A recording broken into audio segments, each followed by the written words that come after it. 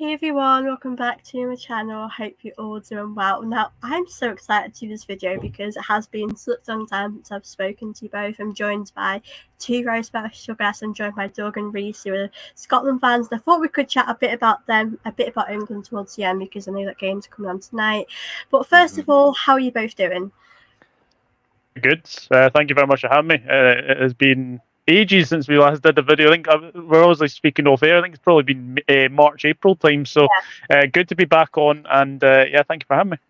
You're very welcome. And Reece, thank you as well for coming on. How are you doing?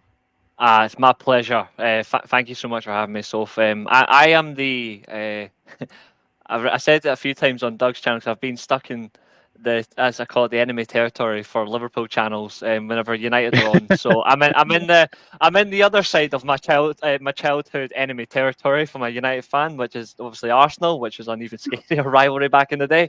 It's good to see you, Soph. I think we spoke a few times. Like we speak now and again, but I think the first time we've spoken, and I think lockdown on our stream, which is far too long. Far too long. That was like lockdown feels like 10 years ago, doesn't it? Oh, lockdown! Those days. I actually remember what it was. I actually remember what stream it was. Now, I'm pretty sure we were all on the same stream together. It was when it was Scotland versus England on Doug's channel. I'm pretty sure we were all on the same stream, weren't we? I don't remember. It was. I don't know because do you remember, Doug? I literally have time. I think it was around about that time. Were we not all on it together, like the Scotland England stream? I think I was the only one that said maybe Sophie Richards potentially. Maybe my memory's awful these days. Me too. Don't worry. Yeah, but it's good to have you both. So don't worry. I know it's been a while, but it's still good to see you again, pal. It's still good to see you. It's good to have you both on, and obviously I thought we were going to start off by talking about Scotland, but before we go to talk about the game, I just love to get your thoughts on how did you expect you guys to do through the tournament? Like, did you expect to get out this group stages? Like, how did you feel? I'll start with you, Doug, first. How far did you expect Scotland to go before the tournament?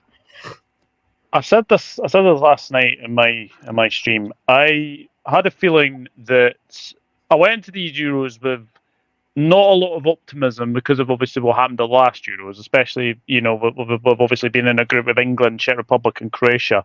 I think I kind of like back in those days, like in the sort of that 2021 Euros, I had a feeling we would get through. I thought it would have been England and Scotland going through. Obviously proven wrong. Obviously we finished bottom with 1 point. This time I went into them sort of not really optimism. I knew it was a very, very tough group because, Germany, they're a fantastic side. Nagelsmann has been a very good manager for them. Switzerland are the proverbial getting through the group stage, and look, they've done it again. They always seem to get through to the group stage, latter stages almost as well. And then Hungary, who are a very up-and-coming team. So I had a feeling it was going to be a very, very tough ask. I did predict us to finish third because I did actually have a feeling we would maybe get one of those, like maybe a win or a point out of these 3 games, but wasn't to be. And quite frankly, just not be good enough across the whole Euros. And if we had gone through on Sunday, I think it was only prolonging the inevitable, I should say, where I think we would have got probably hammered by a Spain or a Belgium. Yeah, I think it's been tough. I mean, with the teams you've had as well, but I think from what I've seen, I mean, I watched the Hungary game and I thought you had a few chances, but I think Hungary were just they looked more like the team that would score. But I think for me, like as an outsider, I'm a bit surprised in a way, but then I think it's going to be hard, like you said, because if you did come up against a team that would be a bit more stronger, it would be difficult. It's like England. I feel like if we came up against like a Spain or an Italy or whoever, I just feel like it would be so tough because we've not been good at all. But Reece, I just thought I'd ask you the same question as well. Like, where did you expect to finish throughout the tournament? For me personally, I'm not going to lie. I had Scotland getting out the group, like even in third place. I had Scotland being like one of the two best teams of the fourth, like out of the fourth place. Yeah. The 4 out of the 3 best teams finishing, but I thought Scotland would be in the top 2 based on overall performance. I did on our football podcast. I did reacted to it last night in the sense of it, because we were doing a double watch along for the 2 matches last night, and it's not out of arrogance or whatever, but I literally said going into the tournament, like, Scotland should be theoretically doing better against the Swiss and the Hungarians. Like, I already wrote off the German game anyway. Like, I said Scotland would get beat at least 3-0 against Germany. But Hungary and Switzerland, you're like, well, theoretically, you could still get 4 points. The one thing is, though, is it's okay for, in my opinion, a fan to come in and say 4 points should be an aim realistically. When a manager comes into this and he's swept into the whole team, we're looking for 4 points, you're already doomed, in my opinion. So that was really a negative, in my opinion, from the manager. But when you look at how we played in qualifying, we scored 17 goals, we conceded 9, which out of any qualifying team in the tournament, we had the second best records across the board from qualifying. We were the second team to qualify for Euro 2024 from actual teams to participate. So you'd think in the qualifying stages we're playing direct attacking football, and you get to the group stage and quote unquote it's not just myself that said this, it's been repetitively nuanced, but we came in playing 5-4-1 terrorist ball. Like, it doesn't matter what team you support, you cannot go into a qualifying tournament, you play amazing blitz attacking football, you come to the international tournament and you play just like you want to be there. Like, we're lucky, like, we're Scottish in that way. It's Scotland will just get bantered and all that stuff. But if we had been a bigger nation, for example, like a France, or if we had been in England, for example, who are in terms of football and legacy, they are a bigger team than us when it comes to international tournaments. If they had played the same way in qualifying and came into the tournament like that, they would be throttled internationally across social media and by pundits alike. So genuinely, in the circumstance, we are from the tournament, we're not the worst team in the tournament, but humble speaking, we're an international disgrace. The way we came into the tournament, it was a disgraceful performance layout. There was three players that we badly missed. We'll come to that later on. But in terms of, I thought we'd get out the group with at least 4 points, because at least you come into the tournament, you feel hyped up and great. We didn't do well in the 2 friendlies beforehand, but we're still in good prep. And then you come in and you're like, nah. Like, it really hurt from the Swiss game. The Swiss game hurt more than the Hungarian game, in my opinion, because we outplayed the Swiss, and I think the Swiss were incredible to watch. But Hungary, they were motivated as well by the Varga incident, and I pray he's all right. I have not checked the Varga situation, so I have not got a clue. I hope he's all right, but I think Hungary were more motivated because of what happened, and I think that stemmed them on. We were lackluster. We deserved to go home. Like, we deserved it more than anything else. Yeah, I think that game was, I mean, I think towards the end, you did look threatening at times, but that was sort of when you were trying to do things when you should have probably done that more. Yeah, it felt like because you knew they were going to go home, that was when you wanted. It was quite strange, that game, because I was really hoping something would happen, but I like I said before off air, Hungary, I think you could see that second half, the last 20 minutes, you could see either team, one of them would win it. And I think I agree. Hungary, because Hungary hit the crossbar as well. And it was like, that game was pretty crazy. But Doug, what did you make of that game as well? Because I know at the end, I mean, you probably weren't surprised that they scored, but it was just right at the end as well. We just didn't go for it. The whole game, it was literally like pass, but we, we didn't really look threatening. And, it takes you about 82, 83 minutes to sort of start attacking. Look, I've been saying it for ages. Lauren Shanklin should have started in all 3 games. Chea, fair play. He has played for Scotland in the past, but I think he's been absolutely terrible. And I actually never want to see him in a Scotland shirt again. Well, not to the extent of maybe not actually picking him, but actually not starting, because I think I think the future from going on now, I think Tommy Conway has to be picked. I think Lauren Shanklin has to be picked, and I think Lyndon Dykes will probably be picked as well. I think Dykes. I know people say Dykes isn't very good to watch on the eye, but if you actually look at his work rate, he is very, very good for Scotland. But yeah, I think the game against Hungary kind of just showed that they had fresher players coming on. and they looked the more hungrier team in the pardon the pun. They looked more hungrier team actually in the last 10-20 minutes, and it takes you 85 minutes to get your first shot on target, and the one player you don't want the ball to fall to have a first shot on target is Grant Hanley. The penalty decision, I've seen this a number of times, and I'm on the fence. I'm 50-50. Me thinks it might be a penalty. 50-50 thinks it might not be a pen. It's really, really difficult. I don't know why Armstrong doesn't shoot. Don't know why he doesn't shoot, to say the very, very least. But no, I think, as Reece said, hopefully Varga's okay. I think that was absolutely horrible to see, and hopefully he'll be okay. But it was. I don't mean to cut on you, Doug, as well on this part. But can people stop blaming Angus Gunn?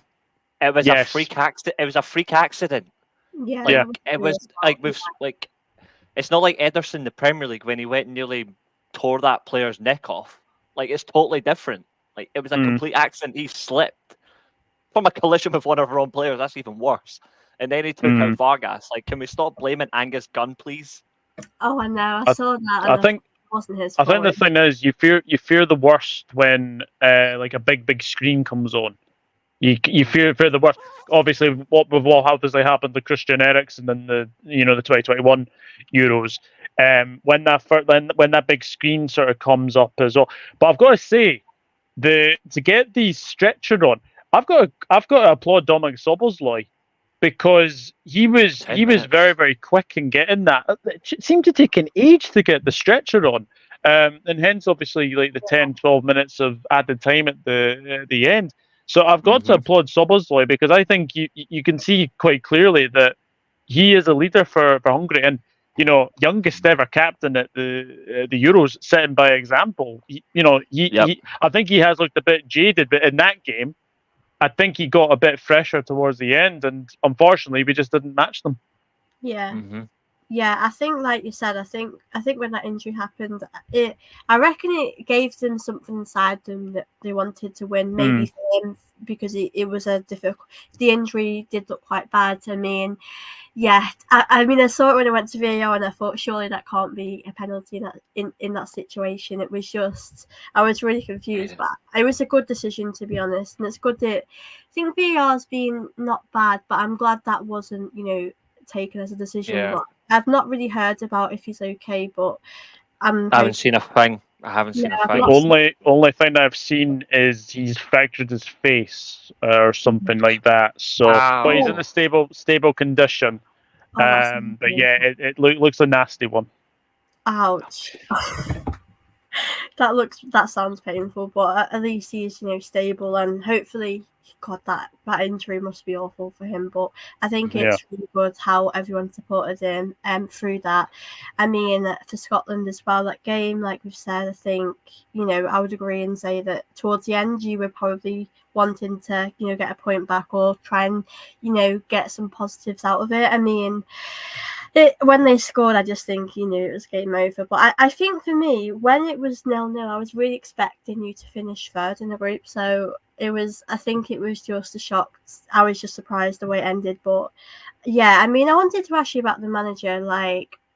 Scotland, for me, I think, as you mentioned, England have more expectations to go further, get to finals, and other, teams are like that. But for Scotland, I just wanted to ask you both about how you feel about the manager going forward for Scotland's future. I'll go with Reece. How do you feel first? Me personally, I mean, I like Steve Clarke as a man. I think as a manager, he's very well principled. But you get us to 2 tournaments, whether we get there by merit or like this time, or you get there by the playoffs, whichever way, you get to a tournament, You've got to show why you're there. Yeah. 2 tournaments we've been there and we've done nothing to convince. The only people that have convinced every time is our fans. Our fans should be playing the games, not the players, because at least they'd actually show something. But the manager doesn't have he does not seem to change things in the way that you want. Even if he makes a tactical change, it's a tactical change to still play the same way. It's not changing the game. Like against Hungary, for example, he takes off Ralston finally. He brings on Armstrong. who's just as bad. You bring on Lewis Morgan, but you take off Andy Robertson. So you take off the best fullback that we have to bring on our only winger, when you should keep him on and just play the two of them in a more attacking system. Like, we've already subdued ourselves. I'm going to say, and this is no disrespect to Steve Clarke, but I personally think he should resign. I think he's taken the club, not the club, sorry, I'm in a club mood at the minute because Scotland are out. I think he's taken the Scotland national team as far as he can go. I think getting us to 2 tournaments is excellent. I think getting us promoted in the Nations League is another thing that's well deserved. It's outstanding. But as I said earlier on, you cannot come into a tournament scoring all those goals, having a very good record defensively, playing attacking football, and change your system because you lose 2 players to injury. Like Nathan Patterson, unfortunately, but like the likes of Aaron Hickey and Lewis Ferguson are 2 of our best players. We were playing a 3-4-3. In some games, we played a 4-3-3. In other games as well, when Lewis Ferguson was introduced to the team, the minute Ferguson got injured, we're back to playing a 5-4-1. And I think that's an element of the manager where he really is afraid to give any other player a chance in the attacking system. For me, I've got all the credit and the respect for what he's done, but for me, it's time to resign, and I think we need to look at something new. It's no disrespect to him. It's just abject. He's taken as far as he can go. I appreciate the 2 tournaments. I'll always be grateful for that, the first Scotland manager to do it.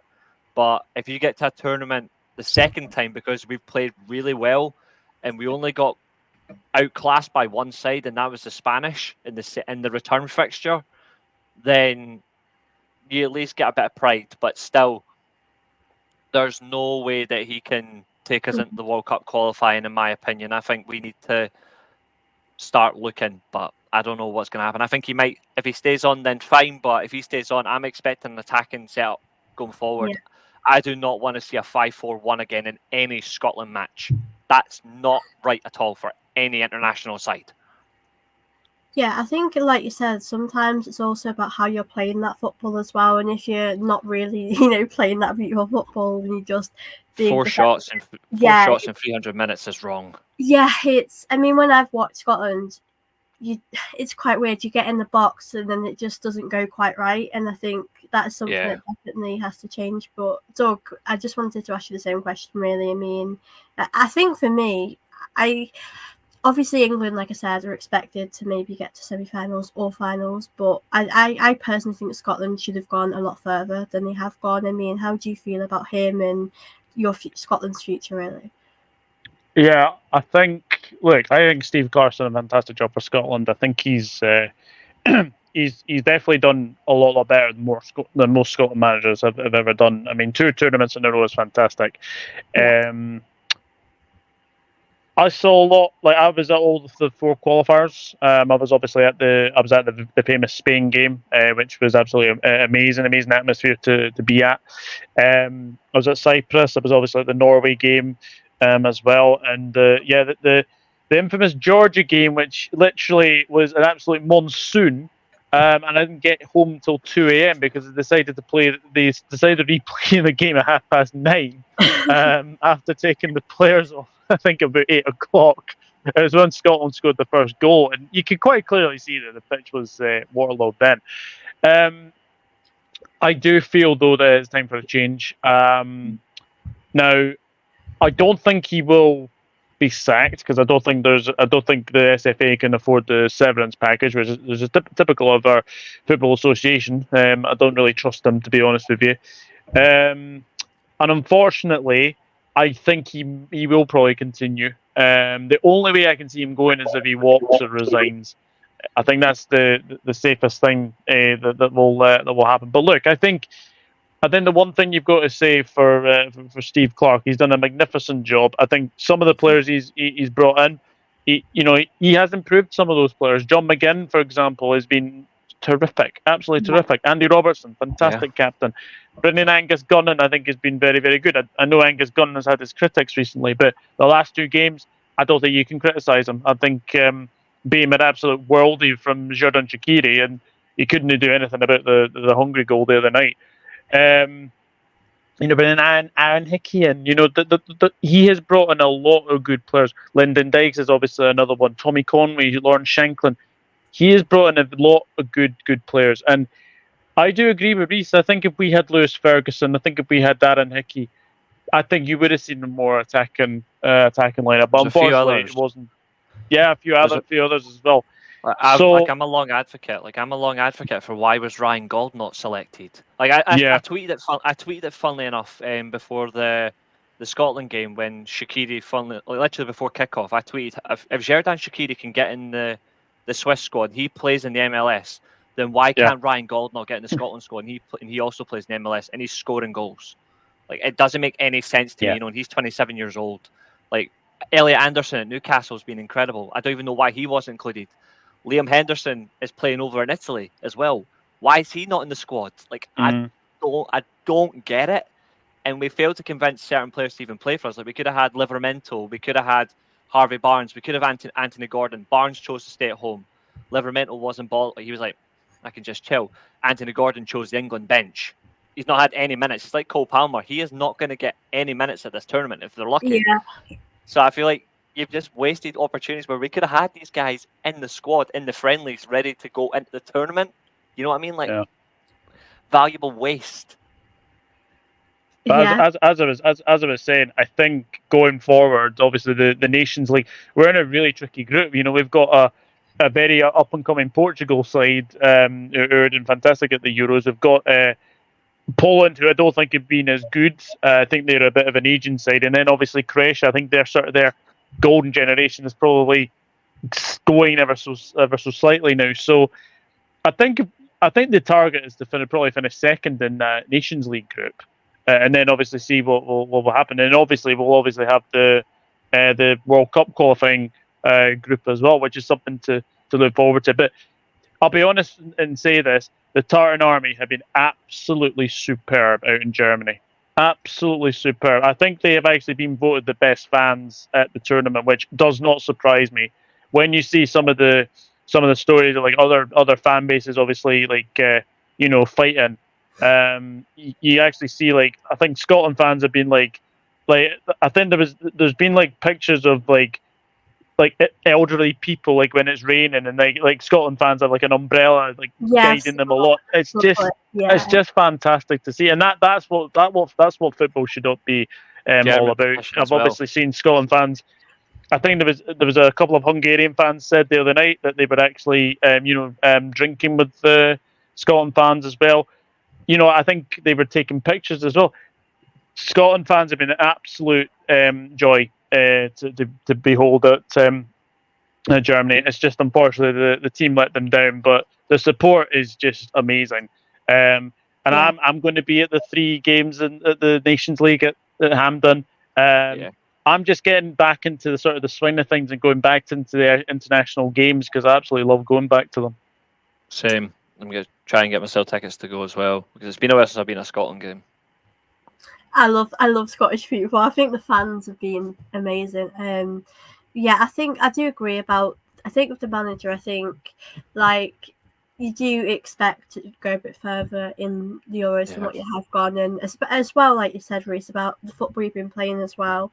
Like you should have been playing a lot better. And I suppose for England, I mean, I could say the same about us. I mean, we've been getting okay. I mean, we've obviously got 4 points, but. It's quite weird. We're through already, but we've not even played tonight. Mhm. So I feel like we'll play really well now because the pressure's off us. It will happen. But I think I'm very much someone that likes to enjoy the football we're playing as well as getting the points. But I think the manager. I think there will be questions about him, and I think rightly so because when you're not getting the results you need to be, I think.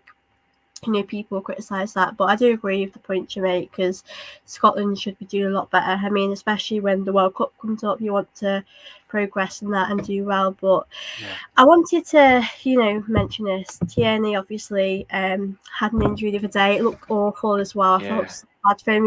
He is so unlucky with injuries. Like, do you think if he would have played in the Hungary game, would things have been different? I mean, I think I feel bad for Tierney because I think when he was at Arsenal, I know he's still technically at Arsenal, but I think when he plays consistently, he's very good. But I just feel like his injuries are really bad for him, and I've not really watched a lot of him abroad, but I don't know if he'd have made a difference. I mean, what do you guys think about that?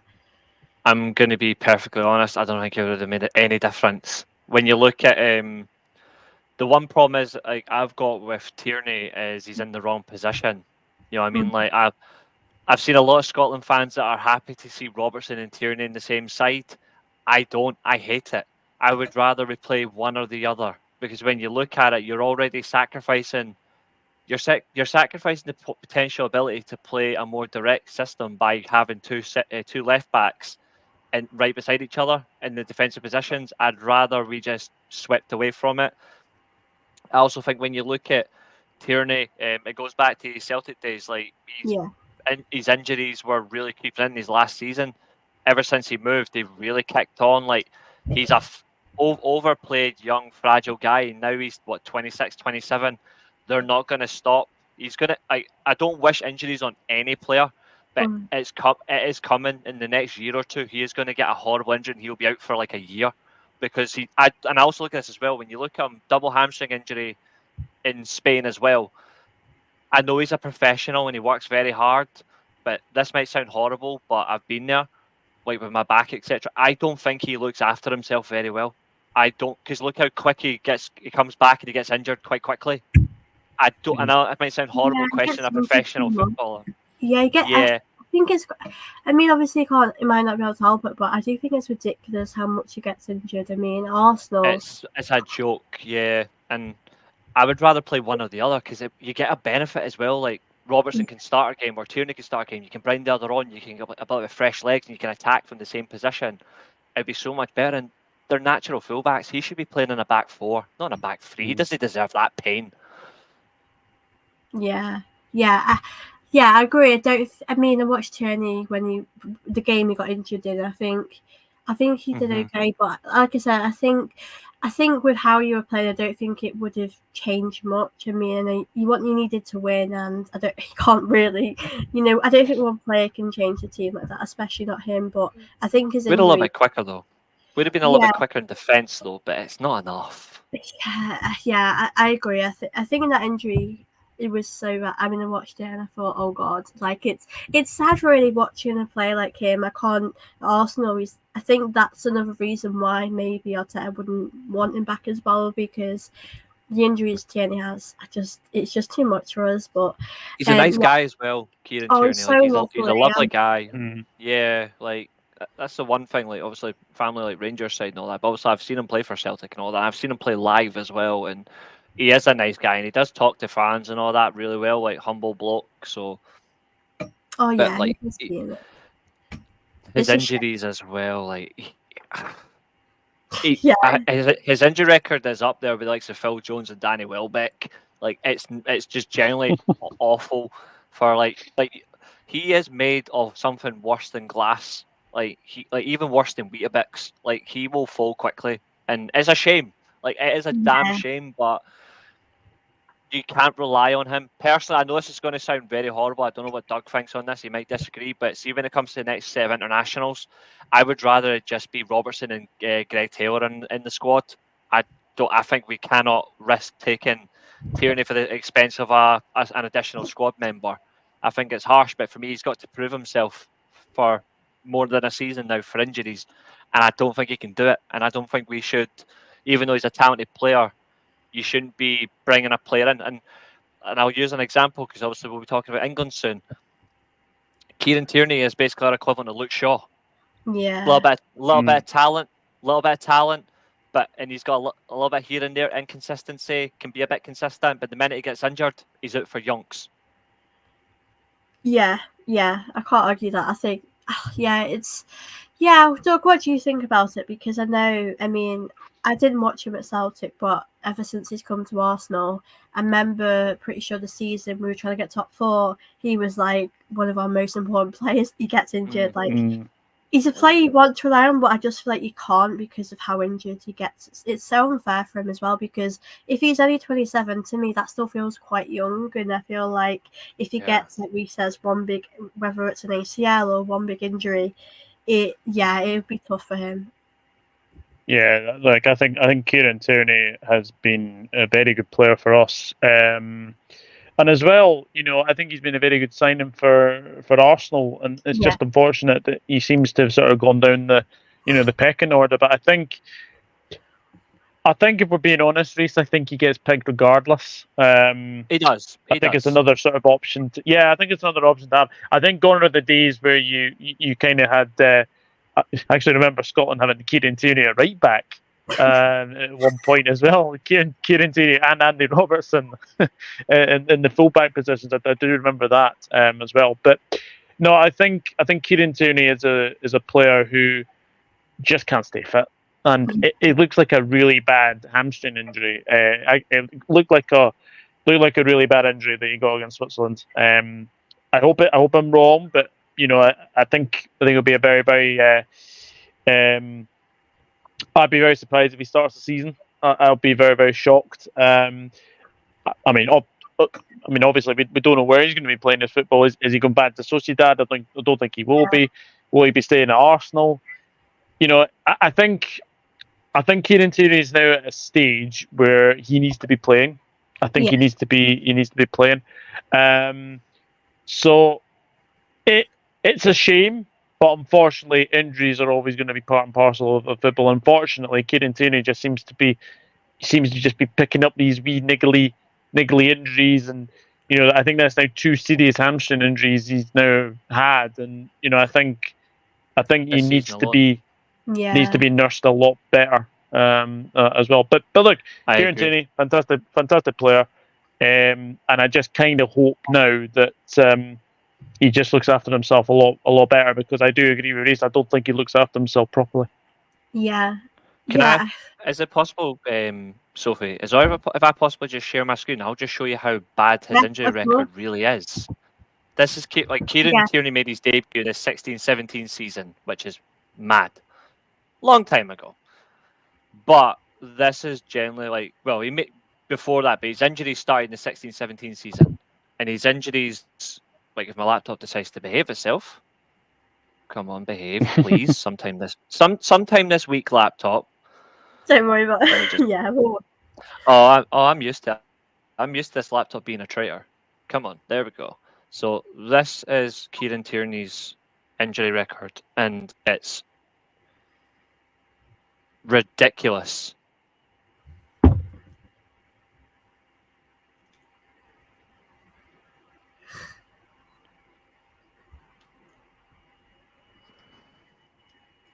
Do I need to add it? Let's there, so it should be in the background for you. Yeah, it's now, I think. Yeah, you'll need to add it. Hold on. Oh God, I'm sorry. I've never done this before.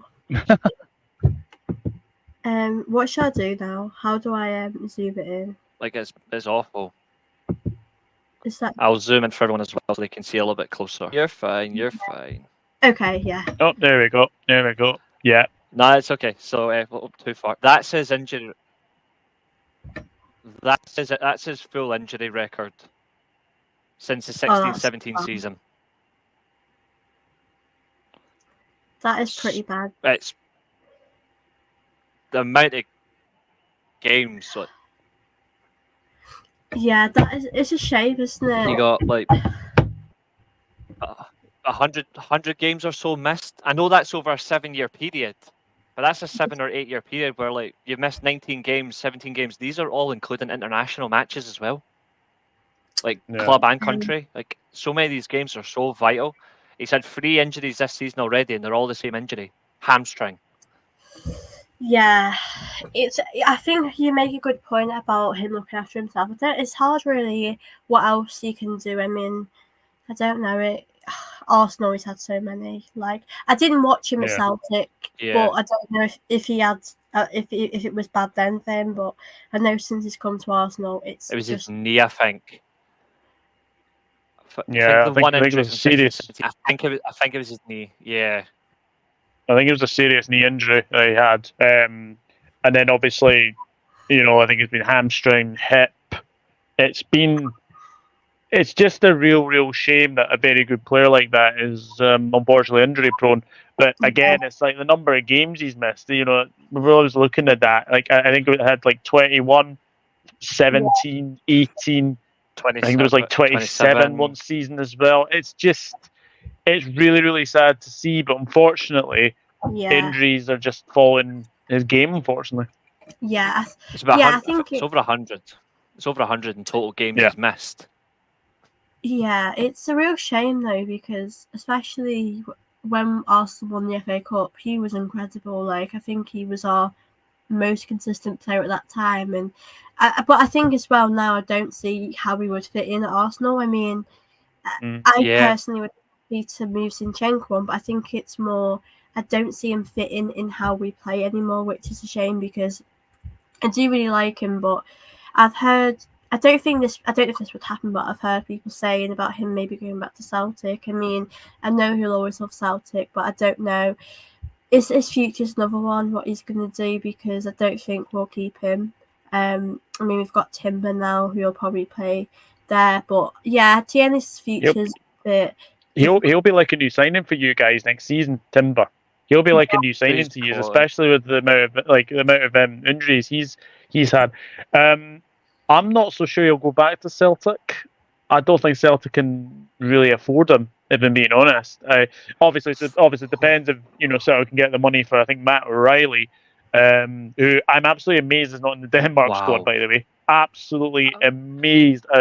A goal scoring midfielder like that is not even in the Denmark squad. It just kind of says it all to me. But I would not be surprised if Kieran Tierney doesn't end up at Celtic. Yeah. Mm-hmm. Yeah. I'm still advocating that United try to sign Matt O'Reilly. I really do rate the guy. I really do. I've just done a quick calculation here, and this is shocking, right? So see from just Kieran Tierney's injury record alone, he's missed 124 games over that 7-year period, but his total days injured, 635 days injured. That is bad. And it's 124 matches. Like, that's not right at all. That's not good. Yeah, it's a shame. It really is. Yeah. I don't think I feel like his football career is going to go on. I feel like he's going to get even more injuries. Like, I don't think the injuries are going to stop now. I mean, that hamstring injury, like, it's just the way it happened, really. When I watched it back, I just thought, I just knew that wasn't going to go well. I knew he's probably going to be out for a little while, and I'm sure himself, he's probably frustrated because I think at Arsenal as well, I didn't expect his career to end the way it has. I really thought he would be winning, hopefully titles with us and not just FA Cups. But injuries, like you said, they do happen. It's a shame. I mean, I think Partey is much worse, possibly, with his injuries. I think the football world. I think there's a serious problem right now with the football world when it comes to professionals being injured, and I think it's not even just a few and far between now. It's a similarity in matches. Similarity in injuries, and there's not a lot being talked about. Obviously, I watch a little bit of women's football, but I know you do as well. So if you watch a fair bit of the Arsenal women's team, and you 4 ACL injuries, I believe Arsenal had. Was it last year? 4. It was. It's not right. There's something seriously wrong, like with injuries, and I'm like, the scheduling has to change. I'm a big advocate for the football schedule to change. Yeah, I am as well. Yeah, that's definitely. I am as well. Yeah, I think. Obviously, I think a lot has to be done on obviously UEFA and FIFA as well. I mean, FIFA are bringing in this World Club Cup or something like next year. Like, the fact that they're bringing that, they've to move the African Cup of Nations, because the African Cup of Nations next season was to be played in the summer, but now they've put that back to December, January. Player welfare is really at its lowest than I can remember. Yeah, I think it's a problem. I think the schedule is ridiculous. Like, I think that's a big problem. Of course, I think as well. I think when the Premier League, I feel like different leagues are a little bit slower, and I think when you come to Premier League, it's very fast paced, and maybe as well that could be another thing. The fact players might struggle. I know there's quite a few Arsenal players.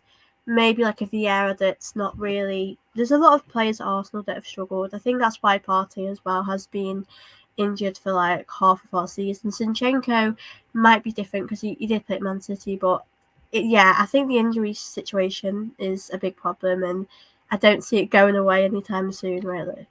I think the biggest question, this is the weird thing, is players that come into the league, say from an Italy or a Spain, or Yeah. or even a Germany and France. Say you've been in the league 2-3 years. By now, theoretically, you should already be not fully adapted to the league, but you should be at least adapted to the training methods and the pacing of the league. Yeah. And you're still getting those bad injuries, and it makes me question like what the heck is going on there. And it's the same like Man United, for example, with Anthony Martial, who's now left the club. But like Martial's the exact same. Like he had more injuries than goals. Like Yeah.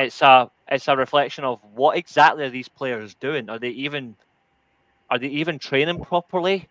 Yeah. Because if they're training properly, you wouldn't be getting injuries like that. You would still get an injury because injuries can happen. You know what I mean? But you wouldn't be getting 4 or 5 injuries a season, and you wouldn't be having injuries that keep you out for 6 to 12 games consistently, or even like 20 games. I'm like, that's my worry about the way professional football is going, because you wouldn't have got that 10, 15 years ago. 10, 15 years ago, a long injury was like the longest injury you probably got was like Petr Cech Yeah.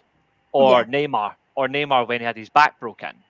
You wouldn't have had it anywhere else, or David Beckham when he Yeah. done his ACL. So it's it's not good times for a football player. I think as well, like with the Euros, like I was saying to someone, say England won it and Declan Rice, Saka, and played a lot of minutes, they're going straight back to Arsenal, and I'm just like, I mean, no matter if England win it or not, the players need a bit of a rest after it if they've played a lot of football, and going back into the Premier League, back to it's very intense, trying to win it again. It's a lot for the players. But I do agree. I think things need to definitely change. The injuries are ridiculous. I mean, Arsenal are quite unlucky with players we have that get injured so much, but I do agree. I think it's a good conversation to have because it's not just women's football we talk about, but men's football as well. Can I ask you a question, Soph? Can I Yeah, ask you a question? Now, I think Doug will agree, even though he never played for his club, but he definitely played for our club, Sophie. I absolutely love Alexis Sanchez. Like, even though obviously there are yeah, issues in Man United, Alexis Sanchez is one of my favourite players to play in the Premier League. Like, just absolutely beautiful to watch. He was amazing in Barcelona, amazing in Italy, still is now. Tore up in France, and I'm glad to see him back at his best. I really am. But when you look at, see the way Saka's playing right now, or even like a Marcus Rashford for us or a Garnacho, yeah, I'm getting serious Alexis Sanchez vibes from them because yeah, like Sanchez went, I think, nearly 90 games constantly without even getting a break. And I'm like, yeah, Sanchez went season on season on season, no rest. And I'm like, no wonder that guy was deemed finished because he was completely burnt out. Are you getting that kind of vibe as well from Saka? The Sanchez towards the end of his Arsenal career vibes that he's getting close to yeah. burnout. As well, I think it's hard. I mean, I remember I love Sanchez at Arsenal, and I think he Huge he exit for was you. he was the player that I watched growing up with Ozil. So, but I think with Sanchez as well, I don't think he ever Jammy. that many injuries, which Yeah. was quite good. But I think as well, like you said, with Sanchez, I think we did really rely on him at that time. And it's like a bit of Saka at the moment. Like, I mean, through the season, he has become quite predictable, and I do think Arteta has overplayed him too much. But the other Yeah. thing is, if you bring on Reece Nelson, he won't give you that level. It's a real problem we have, and I think with Sanchez, I think there's similarities there. I think there's so many players like Sanchez now. I mean, I see a little bit of Martinelli in Sanchez when Martinelli is at his best, but I know Martinelli, his injuries as well. We're talking about injuries again. Like, it's just so tough for these players. I mean, Yeah. Sanchez was an amazing player. I mean, I do wonder sometimes if he stayed at Arsenal, what it would have been like. But I don't think we would have won anything because the defence at the time for Arsenal wasn't a defence that would win you stuff. Like But you had two players in particular in that team that I wanted before they even joined. Like I wanted Ozil at Man United yeah, before he went to Arsenal, and I wanted Sanchez because he was linked to us as well. Funnily enough, he was linked to us before he went to you guys, and I was like, God forbid, just I don't care if anything happens to anybody at the club. Like just bring in Alexis Sanchez, and then we finally got him, and I'm like, Mourinho's going to play him like Hazard. Yes, no defending. I was surprised how Too bad little, it too late. went. I think with what he said about him not really enjoying it there, that's probably why he didn't play the Yeah, football that you see at Arsenal. I was Um, gutted. it yeah, I mean, I think when it happened, I expected him to leave. I was prepared for him to leave, so I thought Yeah. he'd probably go to Liverpool, Man City, because I think at the time, Man City, obviously, I think they were still good, but they weren't as good. Like now, they're really good, but they were the teams that were pretty up there. So I was surprised Yeah. that he went to United. I don't know. At that time, I don't know if United were in the top four. They might have been, but We were the second at the time. We oh yes, were yeah. behind that Man City team that hit 100. Yeah. Yeah, I was expecting to go to Liverpool, but I was just, yeah.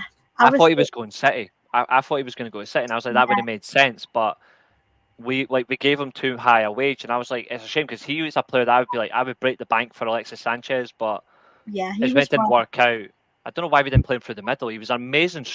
He played one season at Arsenal as a striker, and he scored about 30 odd goals. I was like, why did we not play him through the middle? So good.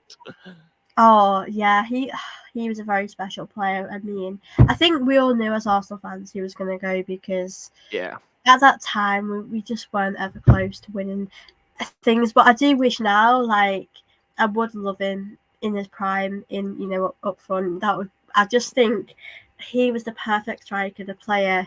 He was, I did think this of Aubameyang, but I think Sanchez was probably the closest we've probably had to maybe an Henri since I've watched Arsenal. I mean, Van Persie as well was another one for Arsenal, but I think You mean like a Sanchez, genuinely world class player, like that yeah, level of world class? yeah, I think.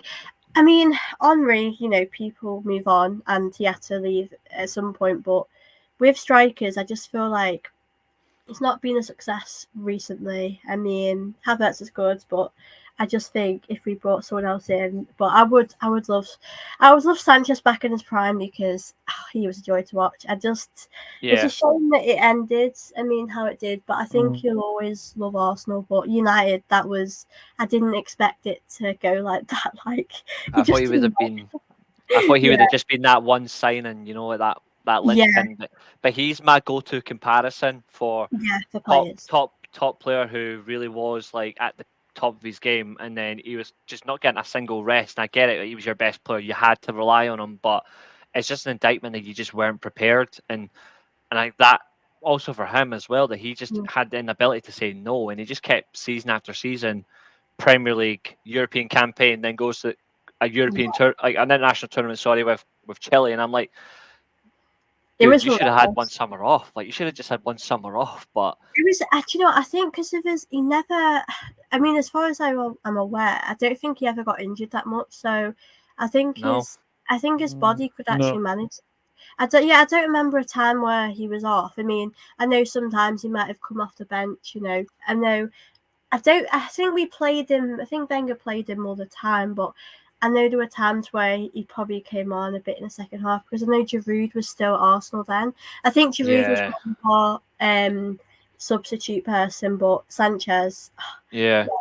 I'll always, even though he moved on, he went to United. I'll always say that I'll always love him and respect him because I think it helps that it didn't go well at United. I think if it went well and he won you the league, I would be really upset. But no, I think you're right. I think you're right by that. And we all have a player like that at our clubs that are just constantly will go until the grit. Like obviously he's had Sanchez, now he's got Saka. Obviously Doug's club Liverpool, they've got Mo Salah. He just does not stop. We've got Bruno Fernandes.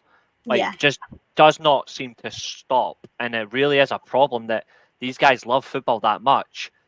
Yeah. But there comes a time where even still, you can still say, I'm not 100% to play this game. I need a break. Yeah. Yeah, I think that's important. And because every player is are so different. I mean, Mo Salah, I don't know, does he ever get injured? Because I know he does play quite a lot. As far as I'm aware, like at Liverpool, the only time he's really missed the Liverpool game, obviously prior to last season, was COVID. He actually got COVID, and I think he missed a couple of games because of that. Yeah. I'll be honest, like that Sanchez deal to Manchester United when it happened, and obviously Mkhitaryan going the other way. I thought that was a very good deal. To say the very, very least, but actually, when you look at it, it's probably gone down as one of the worst swap deals in Premier League history. it was just bad on both sides. I was greedy. I wanted to keep I was greedy. I wanted to keep Mkhitaryan and still take Sanchez off Arsenal. I mean, I wish you had now too. I mean, yeah. I know we've sort of gone off on a tangent at the moment, but for me, Thierry Henry is probably the best overseas player we've ever seen in the Premier League. I know.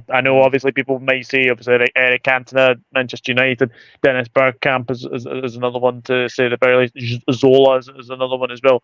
But for me, Thierry Henry was the player. Baba Boom, I think they used to call him as well. Yeah, I think. Yeah, there's so many greats as well. I think Sophie will be biased to Gilberto Silva though. Yeah, definitely. Oh yeah. I think that invincible team. There are so many. I think Arsenal. We've been quite lucky to have the players we've had, but I mean, I just think Sanchez for me, he won't go down as a legend really, I suppose, because he didn't win like titles with us, but I think he'll always be one of my favourite Arsenal players. I mean, especially watching him. Ozil as well. It's quite weird. Sad how it ended with Ozil because I know people thought he was a bit lazy. Very strange. Ozil would go missing in a lot of games, but I still believe he was a big game player. I think he improved us so much since he came. I think for Arsenal, I just love to see us get a striker, someone that would really take us back to the days where we are really good at the moment, Arsenal. I can't complain, but I'd love someone like Henry again. I never watched Henry, so I just love someone like him. I think there is something out there, and we'll see it this summer, like what our clubs generally attempt to do. It'll be interesting to see, but I think we can establish that it's an interesting time for our clubs, but it's also a very interesting time for your teams. I've actually seen the England lineup, and Luke Shaw's actually on your bench. Wow! I've not even read us the lineup. I want to see who's playing. So the England starting lineup is Pickford. I hate the fact they do it in number order. Like seriously. No, it's a bit annoying. Yes, so number pain, everybody. So Pickford in goal, Walker, Rice, Stones, Mark Guehi, because it's numerical rubbish. Saka, Kane, Bellingham, Foden, Trippier, Gallagher. So that one expected change has happened. Gallagher's in midfield. Your bench is Shaw, Alexander-Arnold, Ramsdale, Konza, Dunk, Tony, Gordon, Watkins, Bowen, Eze, Gomez, Henderson, Palmer, Wharton, Mainu. Gallagher. Jesus. Look, no disrespect to Conor Gallagher. No disrespect. There's no why is Kobe Mainoo for Chelsea? Why is Kobe Mainoo not there? I'm glad Kobe Mainoo's not in the England team. Pure for the sense of at least a Man United fan will not get blamed for an England downfall. I'm sorry. I wouldn't have put him in as a change. I rate him, but I don't think. I mean, when he came on in the England game the other day, I didn't think he actually changed that much. Like, he didn't wow me at all. But He got sent off, didn't he? Yeah, I don't know. Austria are going to win the group. They're winning 3-2 against Holland. France are drawn 1-1. Austria are going to win the group. I love you. Wow. That from Nick is the man. Oh my god. I love how crazy that is. Mbappe and Lewandowski both scored penalties. Could England get France then if they win the group? Oh god. France have to finish third, I think. I think France have to finish third, and England have to win the group. I think we'll all pray for that now. If we get France, we're going home. Like, if you get France, then it's all over. Like, it's mad. It is full time. That's it. France have drew. France have bottled it against Poland. Wow. Austria have. Wow. I've not been that impressed with France. What? It's saying. I'm waiting for. Oh, it's not updated yet. But the group order in this game, it went Netherlands, France, Austria, Poland. So Poland have finally picked up a point. Wow. Austria win the group. France finished second. Holland finished third. Oh god. Could be England, Holland then. Oh god. I don't have much confidence of how we're playing that. I just don't. That group has changed a lot of things now. because now I think England. I think we're meant to be meeting Austria. Yep. Now it could be Holland. This is the best. I'm just going to casually put my tweet of Ralph Rangnick up on my Twitter right now just for this. So Ralph Rangnick gets 4 lightning bolts. I was told he wasn't a good manager, by the way. I defended the guy like more than I defended my own family on social media. So I'll take that. I think any manager at the moment could do better than Southgate at England, honestly. Mm-hmm. I mean, I don't know. I would rather have. I mean, like you said with you guys with Scotland's manager. I like Gareth Southgate as a person, but he's a nice guy. Yeah, he's so nice. Like when we lost the Euros and the penalties, he was so lovely to Saka and the players. But if we're being honest, I don't think he's going to get us far. But I don't know. I don't feel convinced by that lineup. I mean, we're through anyway. We could lose; it wouldn't matter. But I want us to play some nice football. But yeah, I feel a bit disappointed with that lineup. What do you think of your tournament so far? Because I wasn't particularly impressed with you in qualifying, and that because I don't, and I said it on because I know Doug done a stream the other day, and I put as a comment in his chat, and I said I wasn't impressed with England in qualifying because it didn't feel like they knew what they were trying to do. Are they trying to win games convincingly? They're just trying to win games if they're trying to play tournament style, going into the Euros without even being near at the time, and even the friendlies it didn't look convincing. And yeah, I've not. The only time I've enjoyed England play throughout this tournament, I've forgotten who we played first, but it was our first game and Serbia. Yeah, Serbia. It was what first half performance when Bellingham scored, Saka with the assist. I was like enjoying what we were playing because we played really well. We didn't take our chances, but it was good what we were playing. But since then, I just don't think. I just feel like we're playing quite boring, conservative type of. I feel like we're playing too safe. I think it's an ability of Southgate to change as well. I can clearly see Foden on the left doesn't work.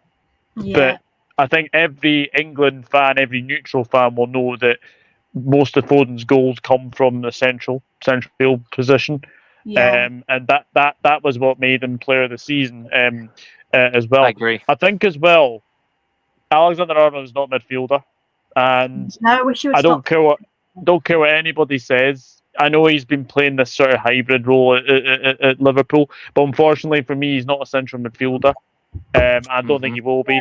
And the other thing, I know Bellingham is obviously playing sort of, as sort of behind the striker. For me, if it was me, I think get Foden centrally, put Bellingham back, and get Anthony Gordon on, because Anthony Gordon at this moment in time is your only left winger for me. And I think as well, you look unbalanced on the left hand side because Kieran Trippier isn't a left back. Yeah. He's definitely not a left back. And as well, I think you've obviously got I think the two centre backs are very good. Guy and Stones, like they've been very very good. Walker is Walker. Unfortunately, some games he's good, some games he's terrible. I've not been amazed by him. I think, like you said, I think he's been a bit inconsistent so far. But I know sometimes when he plays, he can be amazing. But yeah, I've not been impressed from what I've seen. But I'm not surprised because the friendly games we've played, we've just been so boring. I would rather us, take a risk and fail than sit back and not try. But that's just how we play.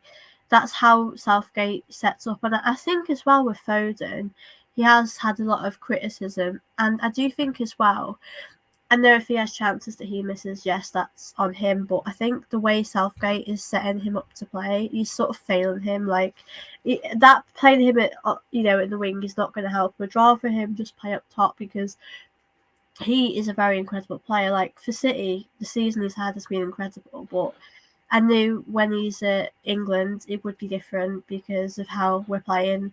But I would have liked to see Anthony Gordon play. I really like him. I think in our friendly games, I think he's been really exciting to watch. I think he's missed the trick as well, not taking, even though he didn't have a good season. Even the likes of even maybe a Jack Grealish or a Marcus Rashford as a direct play. Yeah. Like missed. I'm going to say something as well, and I'm not going to divert it. I think it's time that England really just make the hardest call of them all and just drop Harry Kane. I think Harry Kane's a phenomenal goal scorer. I will not deny that. But when it comes to actual team playing, if you want to play a certain way and be more direct, Harry Kane, if you want to keep a ball upfield, Harry Kane is not doing it. He loves to come too deep. If you're going to play Harry Kane deep, just tell Harry Kane, fine, you're not a striker anymore. You play as a number 10. He's I think not. England. He's been playing too deep for me. Like If he wants to play so deep, he should be a number 10 for me. I think Watkins should be your starting striker, in my opinion. I'd rather give Watkins a good chance because, to be honest, I love Watkins. Yeah, I'd love him at Arsenal. I mean, we know we're gonna go through anyway, so why not change it anyway? We've not got anything to lose, have we? Like, I just think I'd rather him change a few things. He's changed one thing. And it's not really a massive change, is it? Let's be honest. I'm double checking your group actually. I'm double checking your group. Tried and tested, unfortunately, is his way of going, Soph, and I think it's his inability to change things as well. I think today when the game's on, we'll either do well because the pressure's off, or we'll either just see what we're playing boring. I want to get. Yeah. Is that right? No way. Oh God. I opened up the Sky Sports app. Okay, so this depends on your result, and I'm not joking here. Oh God. If England win the group, England will play Holland in the last 16. If England finish second. Oh God, we're gonna finish second probably. If Germany, you played Germany in the last 16. It's literally a lose for us because. And the winner of that game, if you come run up and play Germany, the winner of that game plays Spain in the quarterfinals. Oh. The problem is, you look at the squad we have, and you think we should have a good chance to do that. Mm-hmm. On paper. Yeah, on paper, you should be beating those teams with the amount of talent that is in that squad. And unfortunately, I keep saying it. We come to every tournament, every international tournament when it comes round. The biggest problem is Gareth Southgate because he's holding these players back. What did you think of his comments, by the way? Because I watched his interview and he was, funnily enough, I noticed that as well. They all asked the England players the same question. I think they asked Kyle Walker, they asked Harry Kane. They were like, after you score a goal, does Gareth Southgate ask you to hold back? Does he ask you to go deep? And they were like, no. He tells us to go forward. And then he gets asked the same question. And he's like, why would I tell my players after we scored to defend? Like, to keep going. And I'm like, who's lying here? Who's lying? The problem is, the thing is, when we do play and we score, we do sit back. So he must be telling them to play that way, because I mean, like Doug said, on paper, we should be really doing a lot better than what we are doing on paper. If we play France or Germany's a bit. I think Germany are very good, but I think on paper as well we would have a good chance. But I think because we're very defensive and quite boring at times to watch. But I think if we play how we played against Serbia in the first half, I think we've got a good chance to beat whoever we could come against. But I just don't feel. I don't think he's changing too much. I think the players we have on the pitch, they're just not gelling really, are they? I mean, Declan Rice as well the other day. I've never seen him have a bad game like that before. And not necessarily his fault. It's just how he's telling them to play. It's just not working. I just don't know, honestly. But I want to get your guys' score predictions for tonight. I'm not feeling like hopeful. I mean, with that lineup, I don't know. I mean, we should win, but not by. I don't know. What do you guys think?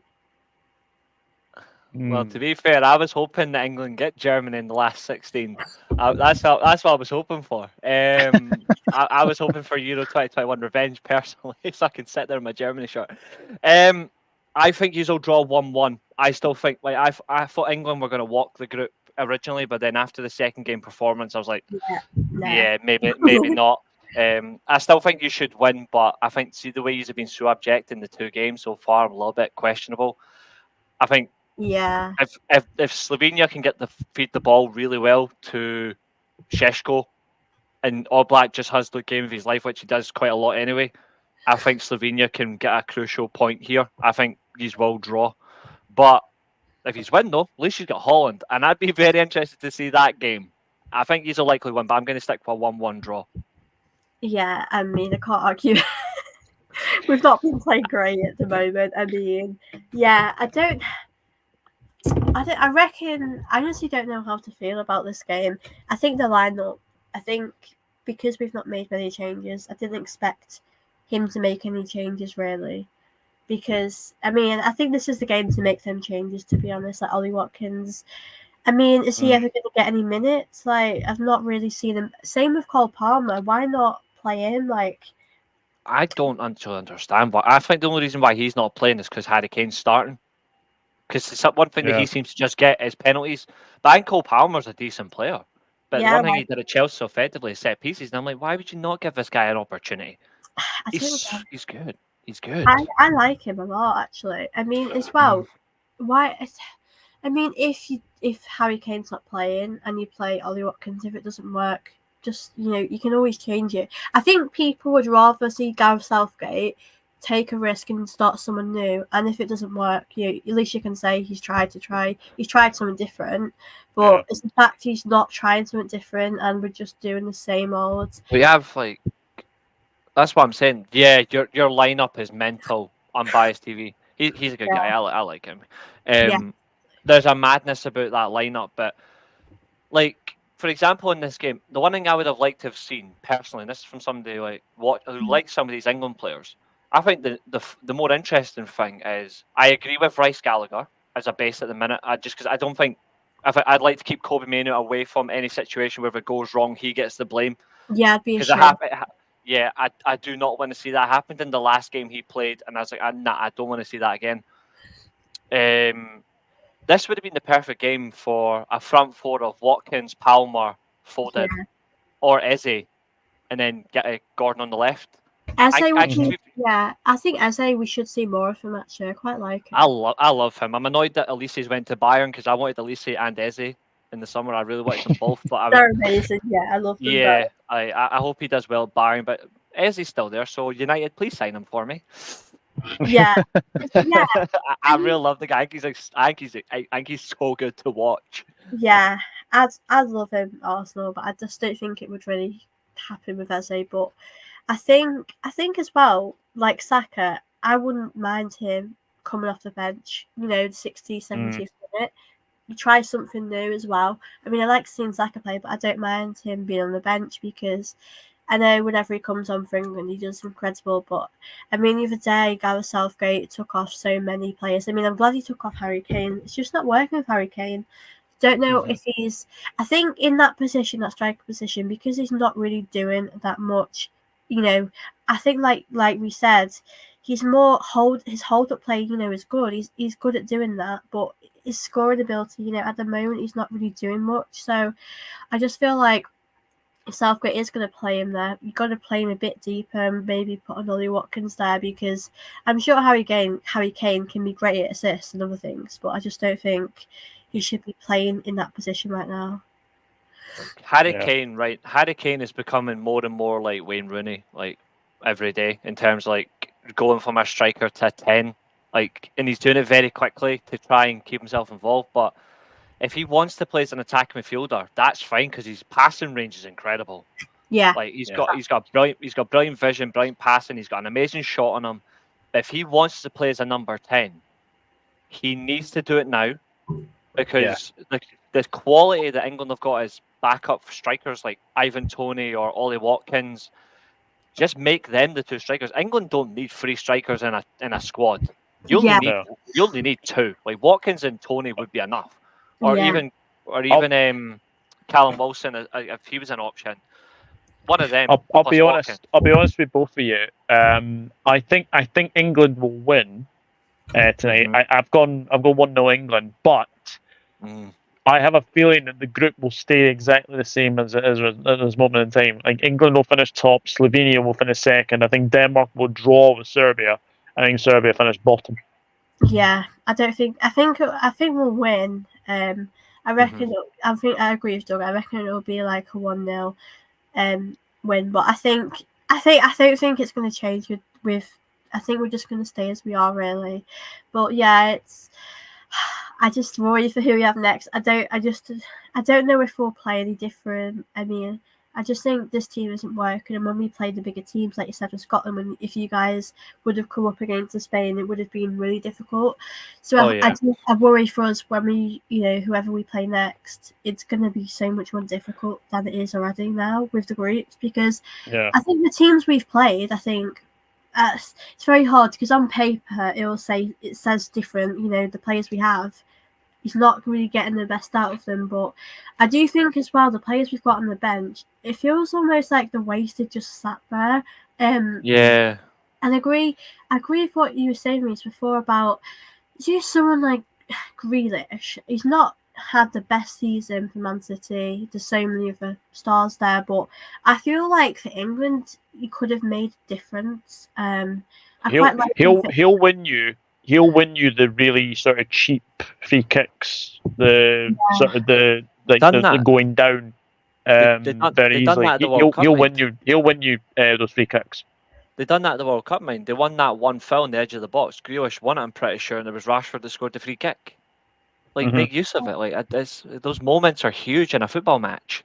Yeah, I was a bit surprised when he wasn't going to be part of the Euros. Like I know for Man City, he does. It's a bit weird, because they've got so many players. He doesn't always start, but I just feel like I think at times he can hold on to the ball a little bit too much. But when he's in the air, he can create a really good opportunity. Like he might not always score, but he'll create an assist or those type of free kicks. I think with Saka as well, I reckon they'd play really well together.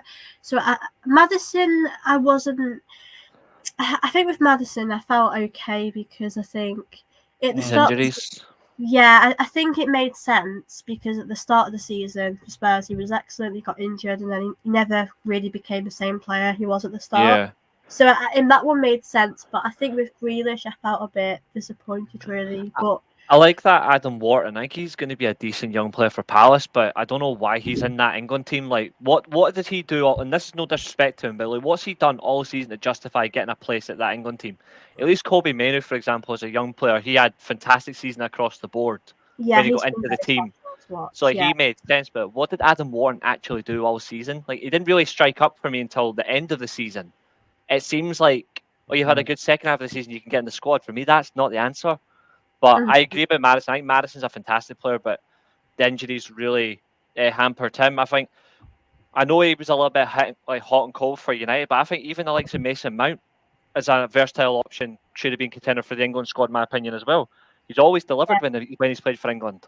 I think it's different when you play for England because someone like Maguire has actually gotten better for United throughout the season, but when he's in England, he's different. He's so much better. It's like Pickford. Pickford is actually very good at England. I mean, Everton. Yeah. I think it also depends the defence that you've got in front of you as well. But Pickford is just different. Players are just different when they play for your country. It's just an honour that players really, love. And I think it's different definitely when it's like country, because you've seen that as well. Like I said, players like Maguire as well. He's been really it's weird. You watch Maguire at England. I mean, I know he's gotten better, but when he was poor, it's like, why are you not able to do that for your club as well?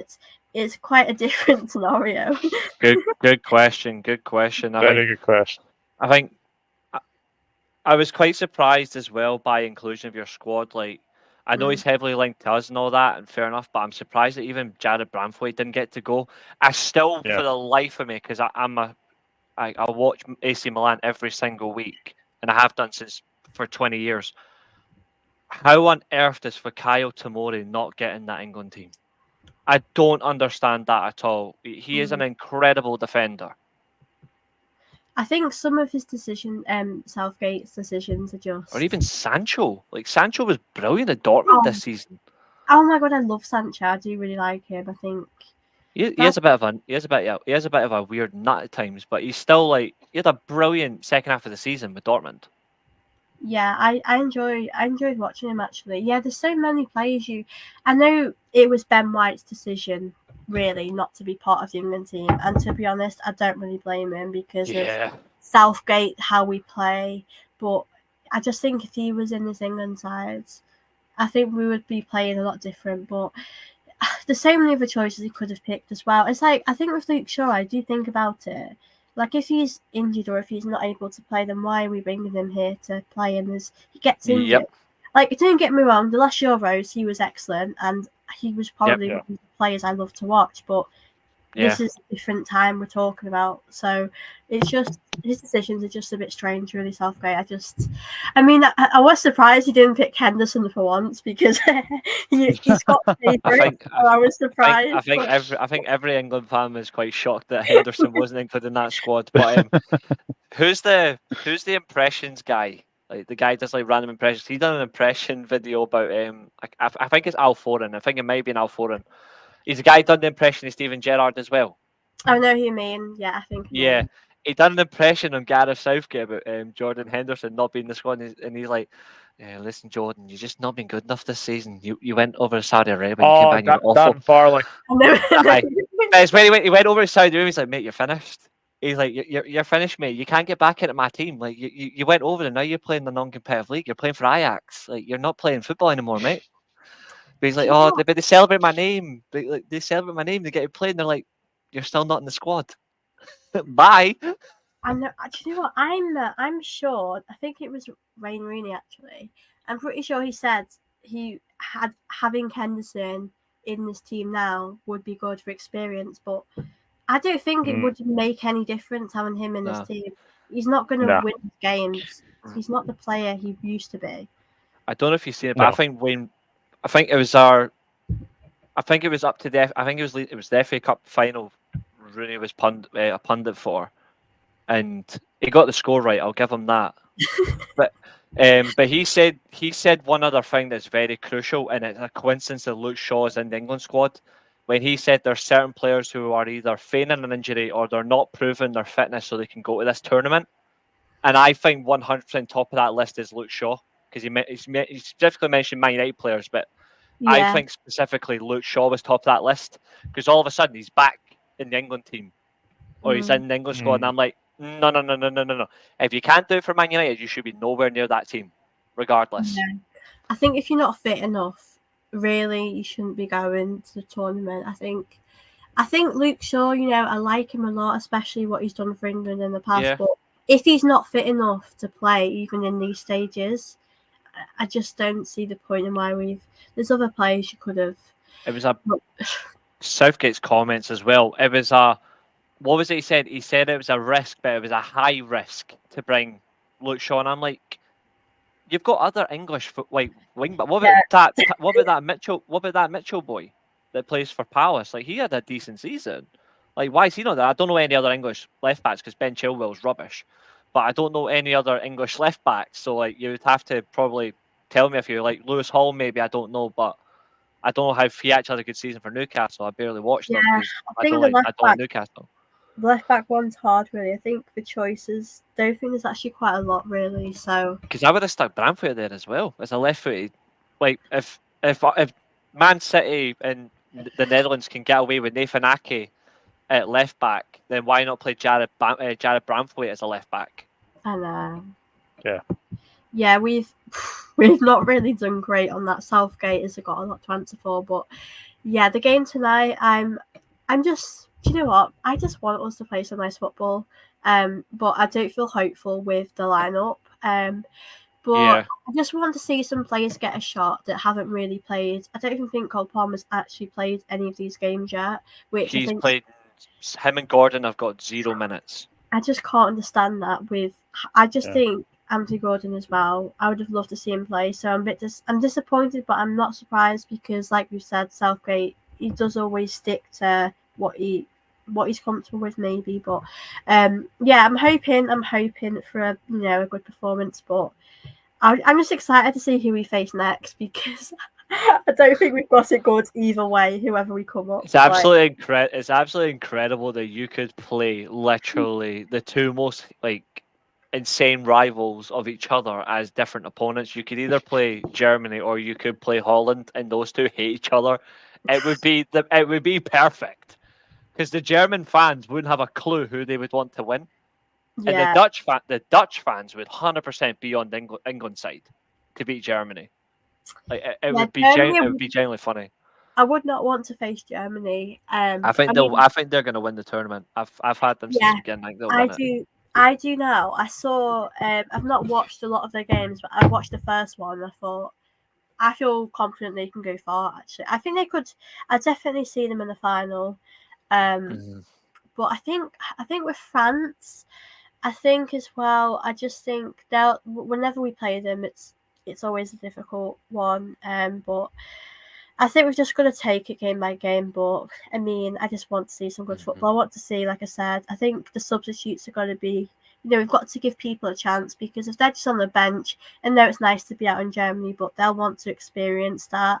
But yeah, I think I just hope we can, have a good performance. But yeah, fingers crossed. But I hope it'll be a good game. But thank you both as well for coming on today. I've enjoyed this, it's gone so quick. We'll definitely have to do it again. But thank you both for coming on. Pleasure, absolute pleasure, and thank you very much for the invite. Appreciate it. I appreciate it, Sophie. Thank you. And if you do end up getting Germany in the last, if you do get Germany in the last 16, I am available to discuss with you because, like I said, I'm part German, so yeah, I can definitely and part Italian as well. So if you end up either or somehow in this tournament, if you go far, and if they go far, you've got me for either or as well. So I appreciate it. Thanks for having me on as well. It's been so much fun. It's good to chat football with people who just love football, and that's all the end of it. Yeah, it's always lovely doing these because you could just chat all day about football. But I'll definitely have you both on again. It's been so lovely having you guys on, and a big thank you to all of you as well that have left comments, that are watching this, whether that's pre-recorded or live. It's been really lovely to chat with you all as well. Don't forget as well to smash the like button. Do like it as well. And subscribe to my channel if you are new, and fingers crossed England can surprise us and put in a good performance. And I will see you all very soon. Thank you all for watching. Bye.